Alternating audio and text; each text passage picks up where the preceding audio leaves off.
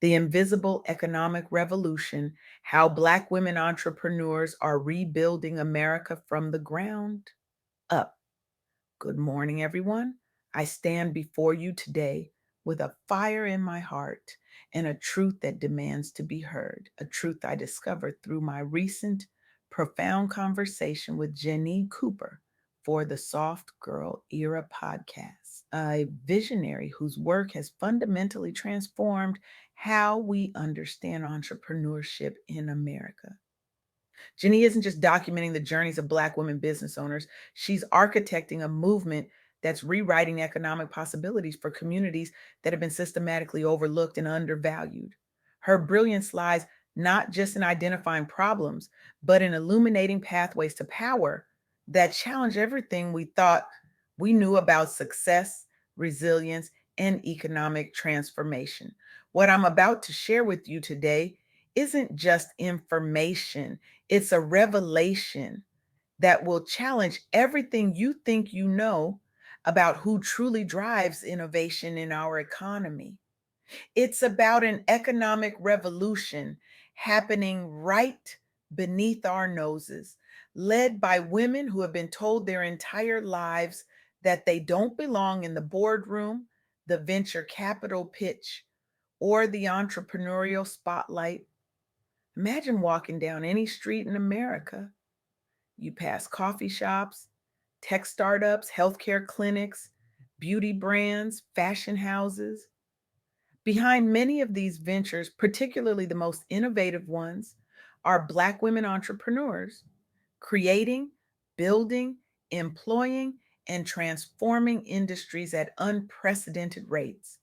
Yet their stories remain largely untold, their challenges unaddressed, and their extraordinary potential criminally unrealized. Let me share some numbers that should shake you to your core.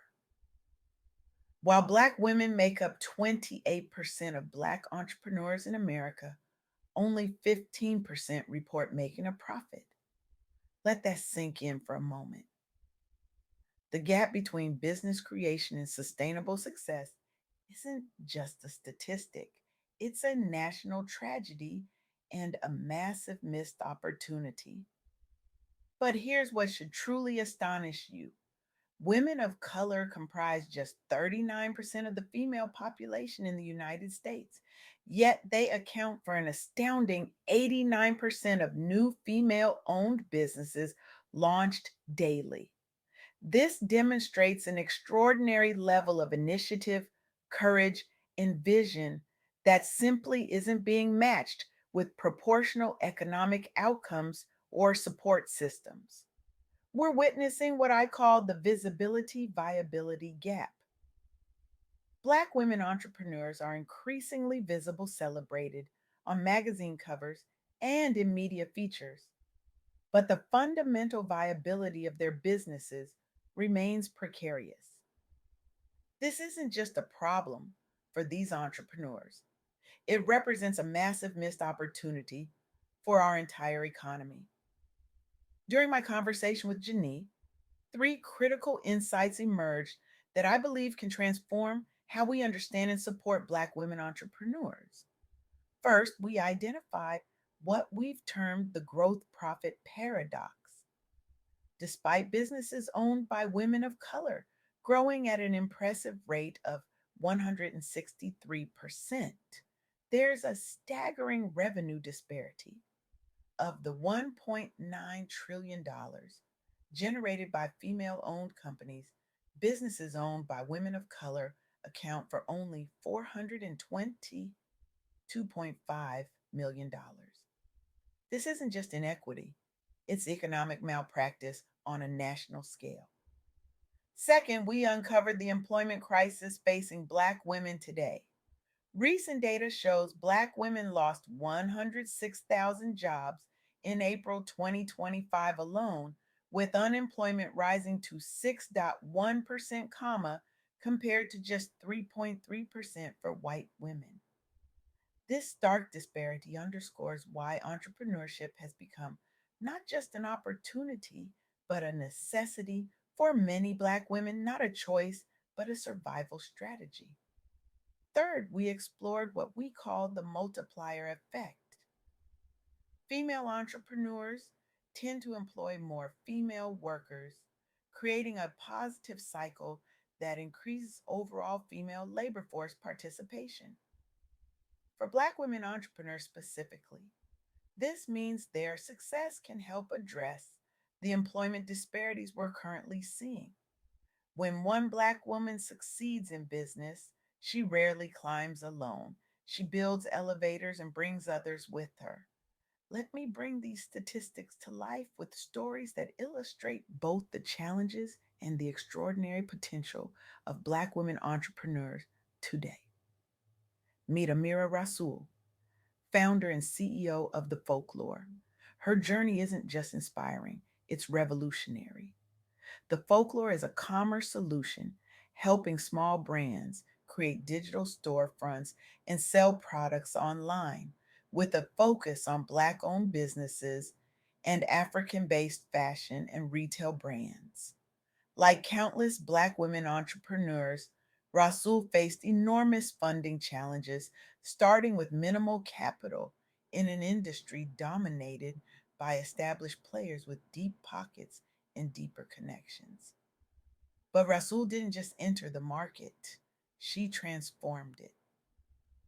Rather than simply competing within existing structures, she created something entirely new. She focused on building a platform specifically designed for underrepresented brands, particularly those from Africa and the African diaspora, filling a market gap while addressing a profound social need. From a modest $30,000 initial investment, because that's often all Black women can access. Rasul has raised over $6 million in funding since launching in 2018. She was featured on the Forbes 30 Under 30 list in 2024 and is among the youngest Black women to raise over $1 million in pre seed funding, a milestone that should be celebrated but also scrutinized for its rarity. Today, the Folklore supports over 700 brands and includes a retail shop where customers can buy local products. Rasul's stated mission is to invest in building Africa's economy by increasing exports and production. Her vision extended beyond personal success to creating infrastructure for economic development. This is what true entrepreneurial leadership looks like. Not just building a business, but building a bridge for others to follow. Consider also the story of Fungi and Demira, founder of Checkup Health. As a Black woman in the male dominated fields of both healthcare and technology, and Amira faced the dual barriers of gender and racial bias in securing funding and establishing credibility. Her company develops software supporting healthcare providers with consultations and prescription writing, essential work that improves healthcare delivery for everyone.